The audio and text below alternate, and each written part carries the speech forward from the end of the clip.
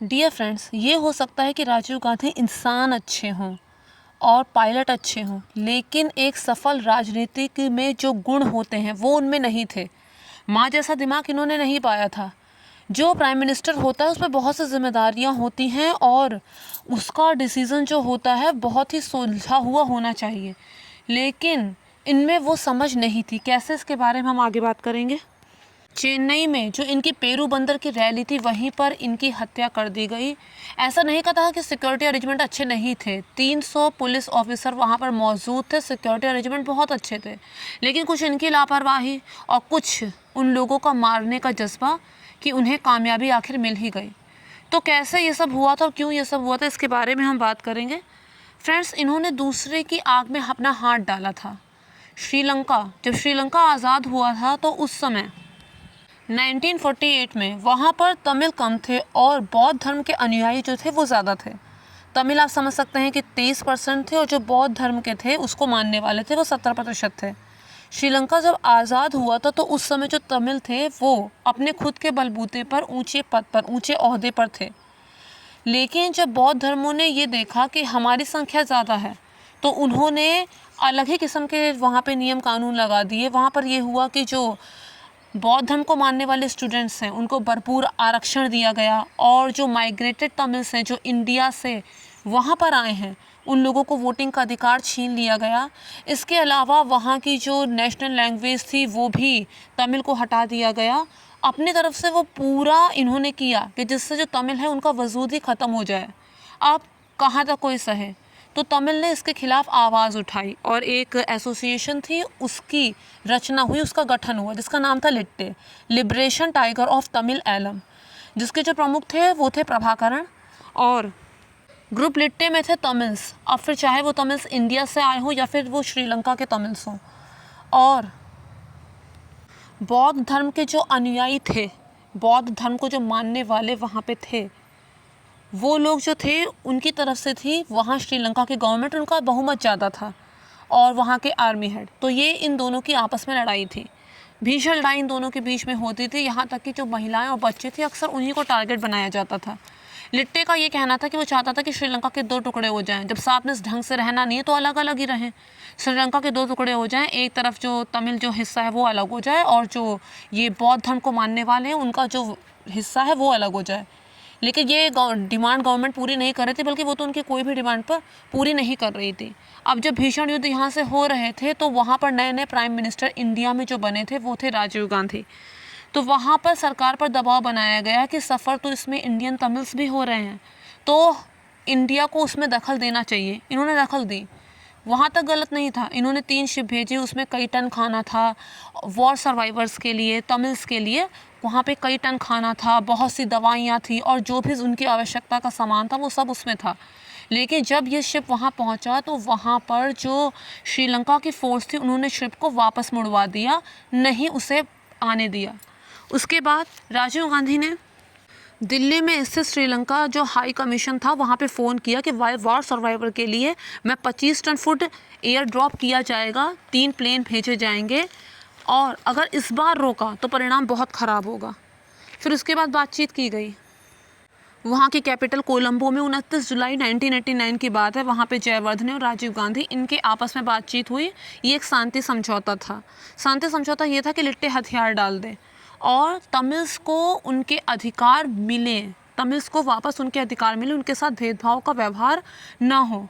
लेकिन इस दौरान ये हुआ कि जो ब्रूटल राइट्स वहाँ पे पहले चल रहे थे वो और भी ज़्यादा वायलेंट हो गए। जयवर्धने जो वहाँ के प्राइम मिनिस्टर थे उन्होंने इंडियन पुलिस कीपिंग फोर्स की मांग की, जिसकी वजह से राजीव गांधी ने उनकी ये बात मान ली। और ये जो डिसीज़न था वो बहुत ही ज़्यादा बचकाना डिसीज़न था, क्योंकि ये लड़ाई थी तमिल्स और लिट्टे के बीच में। और जो तमिल्स थे उसमें बहुत सारे इंडियंस भी थे और इंडियन पुलिस कीपिंग फोर्स यानी कि इंडिया वाले, यानी कि इंडिया को इंडिया के खिलाफ ही खड़ा कर दिया गया था, जिसमें भीषण युद्ध हुआ था। इंडिया ने सफ़र किया, 1248 सोल्जर्स मारे गए और हज़ारों करोड़ का खर्चा हुआ एक ऐसे युद्ध में जो युद्ध हमारा था ही नहीं। इसके बाद श्रीलंका में इलेक्शन होते हैं और प्रेमदासा वहाँ के नए प्रेसिडेंट बनते हैं। जैसे ही वो प्रेसिडेंट बनते हैं वो लिट्टे से हाथ मिला लेते हैं और इस समझौते के अंतर्गत ये तय होता है कि जो IPKF है वो वापस इंडिया जाएगी। और बिल्कुल वैसा ही होता है, IPKF को प्रेसिडेंट वहाँ से रवाना कर देते हैं। इधर इंडिया में भी इलेक्शन होते हैं और राजीव गांधी इलेक्शन हार जाते हैं। अब नए प्राइम मिनिस्टर जो बनते हैं वो हैं विश्वनाथ प्रताप सिंह और VP सिंह की सरकार IPKF को इंडिया वापस बुला लेती है। बात 1991 की है, सब कुछ सही चल रहा था और लिट्टे की सबसे बड़ी दुश्मन जो इंडियन पुलिस कीपिंग फोर्स है वो भी भारत आ चुकी थी। लेकिन एक प्रेस कॉन्फ्रेंस में राजीव गांधी जी ने ऐसा स्टेटमेंट दे दिया कि जब उनकी सरकार वापस से पावर में आएगी, पता नहीं उन्होंने क्या सोचकर ऐसा कह दिया, उन्होंने कहा कि अगर वो वापस से पावर में आते हैं तो फिर से IPKF को वो श्रीलंका भेजेंगे। और यही बात लिट्टे के दिमाग में चढ़ गई और उसने उसी समय निर्णय ले लिया कि अब मुझे इनको मरवाना है, ये हमारे रास्ते का सबसे बड़ा रोड़ा बन रहे हैं। लिट्टे की जो लड़ाई थी वो लड़ाई गलत नहीं थी, भले उसने उसके लिए गलत हथकंडे अपनाए हों, लेकिन वो तो खाली तमिल्स को उनका हक दिला रहा था। और जब इंडिया का इस कदर हस्तक्षेप हुआ और बार बार राजीव गांधी जी इस तरह से उसके मार्ग में रोड़ा अटका रहे थे तो उसने डिसाइड कर लिया कि अब इन्हें रास्ते से हटाना है। और उसी के बाद में इन 5 मेंबर हरि बाबू, शिवराजन, धनु, नलिनी, शुभा, इन्हें शिप के थ्रू श्रीलंका से तमिलनाडु भेजा जाता है। वहाँ पर चेन्नई में वो एक घर में रुकते हैं। 3 प्लान थे इनके पास, एक था नारियल बम फेंकना, दूसरा था राइफल से मारना और तीसरा था ह्यूमन बॉम्ब, सुसाइड बॉम्बर्स। इसमें 3 कैंडिडेट्स थे जिनको चुना गया था, सुभा, धनु और सोनिया। इन्हें बॉम्ब जैकेट बाकायदा पहनाया गया था। सोनिया को दिल्ली भेज दिया गया क्योंकि राजीव गांधी वहाँ दिल्ली पर रहते थे, तो इसलिए उनको मारने के लिए सारे अरेंजमेंट के साथ वो दिल्ली पहुंची थी। लेकिन तभी उनको पता चला कि उनकी एक रैली जो है वो तो पेरुबंदर में होने वाली है, तो इसलिए उन्होंने प्लान B को एग्जीक्यूट किया। मई 1951 में इलेक्शन होने वाले हैं, तो उसके प्रचार के दौरान राजीव गांधी को इंडिया में कई जगह पर जाकर रैलियां देनी थी। अब बिना रिहर्सल के तो कोई शो नहीं होता, तो फिर इतना बड़ा कैसे प्लान एग्जीक्यूट होता। तो उसके लिए रिहर्सल की गई कि एक्स प्राइम मिनिस्टर के पास कितनी सिक्योरिटी फोर्स होती है और उनके पास पहुंचा जा भी सकता है या नहीं।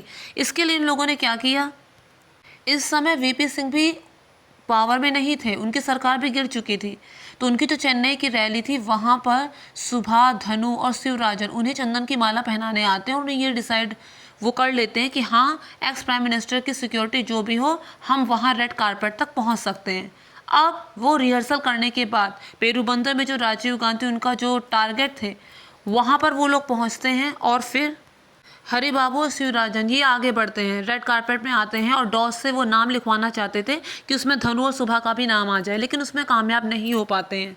लेकिन ये जो सुसाइड बॉम्बर होती है इन्हें पकड़े जाने का खतरा होता है। सुभा और नलिनी जो होती है वो उम्मीद छोड़ चुकी होती है, इसलिए जाके जनता में बैठ जाती है। लेकिन जो धनु होती है वो अब भी एक्टिव होती है, अभी भी वो मौका ढूंढ रही होती है कि कैसे वो राजीव गांधी को मार दे। राजीव गांधी का स्वागत करने के लिए जो रेड कारपेट में माँ और बेटी होती है, माँ और उसकी छोटी बेटी जो राजीव गांधी को आज कविता सुनाने वाली थी, कोकिला उसका नाम होता है। धनु मौका पाके उन माँ बेटी के पीछे जाके खड़ी हो जाती है। लेकिन तभी जब राजीव गांधी वहाँ पर आते हैं और वहाँ पे बहुत ज़्यादा अफरा तफरी मच जाती है क्योंकि वो राजीव गांधी को और पास से देखना चाहते थे, उनके और पास जाना चाहते थे। इस पर सिक्योरिटी वाले उन्हें रोकते भी हैं, लेकिन राजीव गांधी जब इतने सारे तमिल लोगों को देखते हैं तो वो कहते हैं कि नहीं, आने दो। इसके बाद वो छोटी लड़की जब उनको कविता सुनाती है वो उसकी कविता भी सुनते हैं और इस अफरा तफरी में धनु पीछे पहुंच जाती है, कुछ पीछे हो जाती है। उसके बाद कहीं ये अवसर चूक ना जाए इसलिए वो आगे बढ़ती है राजीव गांधी की तरफ, भीड़ को चीरते हुए आगे बढ़ने की कोशिश करती है। लेकिन तभी वहाँ की जो सिक्योरिटी होती है, एक महिला पुलिस ऑफिसर अनसुईया नाम होता है उसका, वो उसे वहाँ पर रोक लेती है। लेकिन तभी राजीव गांधी कहते हैं नहीं रोको मत, उसे आने दो। क्या पता था उन्हें कि इस लेडी के दिमाग में क्या है। वो आती है उनके पास, उन्हें चंदन की माला पहनाती है और फिर पैर छूने के लिए झुकती है। शायद क्षमा याचना कर रही होगी कि मैंने इतना बड़ा काम जो करने जा रही हूँ उसके लिए शायद मुझे माफ़ करना। पैर छूने के लिए झुकती है और उसके बाद साइड में जो उसने जो बॉम्ब वाला जैकेट पहन रखा होता है, पहले एक बटन दबाती है, हल्की सी स्पार्क की आवाज़ आती है, फिर दोबारा दूसरा बटन दबाती है और राजीव गांधी समेत 15 लोग उसी समय मर जाते हैं और 40 से ज़्यादा लोग घायल होते हैं। वहाँ पे जो हरि बाबू था, मारा जा चुका था, उसके कैमरे में एसेसिनेशन की कुछ फ़ोटो रिकॉर्ड हो जाती हैं। फ्रेंड्स, राजनीति एक ऐसा दलदल है जहाँ पर जो निर्णय होते हैं बहुत ही सोच समझकर लिए जाते हैं। क्योंकि पूरे देश की जिम्मेदारी ऊपर होती है और जान का खतरा आम बात है, हमेशा लगा रहता है। चलो राजीव गांधी ने तो अपने गलत डिसीजन की वजह से अपनी जान गंवाई, लेकिन सिर्फ 18 महीने के जो पीएम बने थे लाल बहादुर शास्त्री, हरित क्रांति, न्यूक्लियर बॉम्ब बनाने के पहल, ये सारे अच्छे अच्छे काम उन्होंने किए थे। लेकिन ईर्ष्यावश उन्हीं की टांग खींचने में कुछ पॉलिटिशियन लग गए और उन्हें इस कदर रास्ते में हटा दिया गया कि उनका दोबारा पोस्टमार्टम तक नहीं किया गया भारत में। तो फ्रेंड्स, मैं उम्मीद करती हूँ आप लोगों को मेरा वीडियो पसंद आया होगा। अगर पसंद आया तो मेक श्योर मेरे चैनल को सब्सक्राइब, वीडियो को लाइक और शेयर जरूर कीजिए friends. Thank you so much.